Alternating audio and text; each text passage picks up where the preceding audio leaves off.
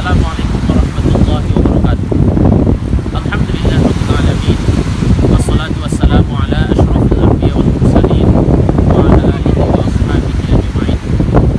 Puji syukur kepada Allah Subhanahu wa taala atas limpahan rahmat, taufik dan hidayah yang Allah berikan kepada kita. Salawat dan salam kepada Nabi kita Muhammad Rasulullah sallallahu alaihi wasallam. Semoga kita orang yang bahagia di dunia akhirah, yang mendapatkan syafaatnya nanti di hari kemudian kelak.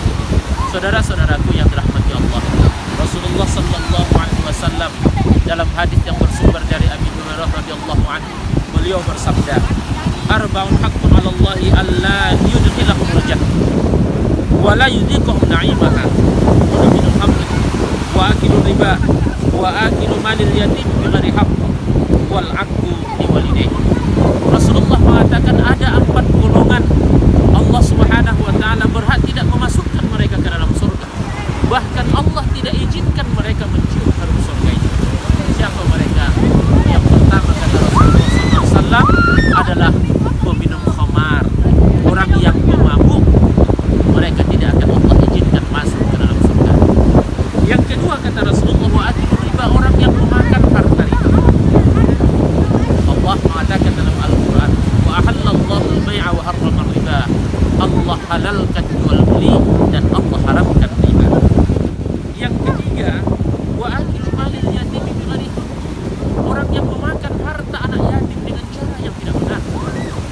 Ada 3 golongan manusia yang digolongkan kepada memakan harta anak yatim. Yang pertama, orang yang mengasuh anak yatim sekaligus mengelola harta anak yatim. Apa yang dia dapatkan dari harta anak yatim yang dia kelola tidak berikan kepada anak yatim, bahkan dia jadikan menjadi kesenangan pribadi.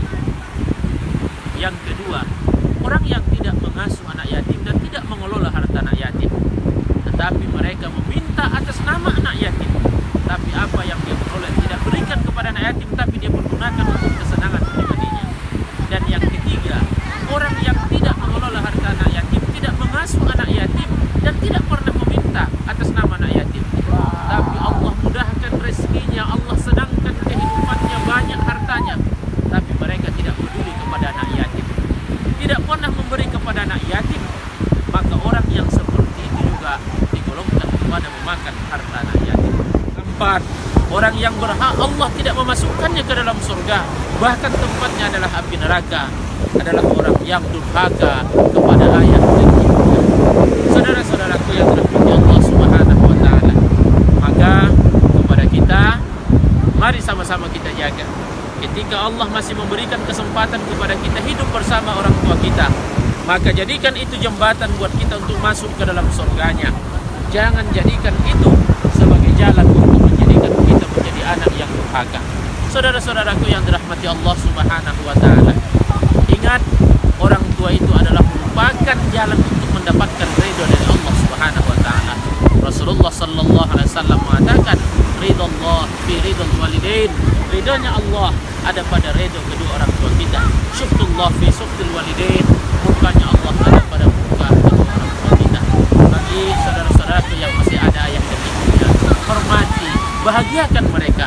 Jika kita tidak bisa membahagiakannya dengan harta, setidaknya bahagiakan mereka dengan kata-kata. Bagi kita yang sudah tidak ada lagi ayah dan ibu, kita sudah kembali kepada Allah, doakan mereka. Doakan mereka. Kenapa? Mungkin di waktu hidupnya kita tidak sempat membahagiakannya, maka setidaknya doakan mereka sebagai jalan kita berbakti kepada mereka. InsyaAllah mudah-mudahan kita termasuk orang-orang yang beruntung di hadapan Allah Subhanahu wa taala. Kita menjadi orang-orang yang beriman, bertakwa kepada Allah. Akhirnya Allah jadikan kita orang yang bahagia di dunia dan akhirat.